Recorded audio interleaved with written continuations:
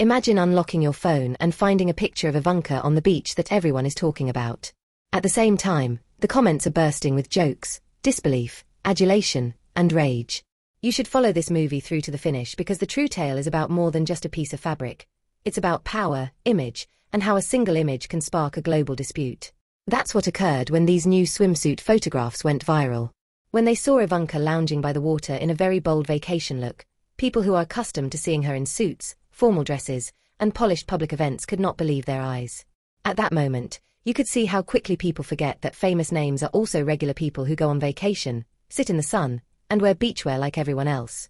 Beyond simply depicting a day at the beach, the images sparked a heated discussion over what kind of attire and body image are acceptable for a lady who is always involved in business, politics, and very important discussions. Others said that she has every right to enjoy her private life without being criticized for what she wears on the sand, while others hurried in to say she should never dress that way because her name is associated with authority and responsibility. One question kept popping up as more and more people shared the photos. Are we ready to accept that public personalities are actual people with personal lives, families, and days off, or do we really want them to be flawless dolls who never unwind? In the midst of all of this chaos, there is another side to the story. When many women saw those photos, they felt a little stronger because they saw someone who, despite constant public pressure, dared to enjoy herself outside without hiding behind bulky clothing or staying inside for fear of being photographed. It's almost as if the pictures unintentionally conveyed a message. You may put in a lot of effort, gain attention, and still assert your right to live your life as you see fit. Naturally, however, the internet does what it always does, turning pictures of beaches into a battleground of comments, dissecting every little detail and attempting to make it into a major controversy. That reveals more about ourselves than it does about Ivanka.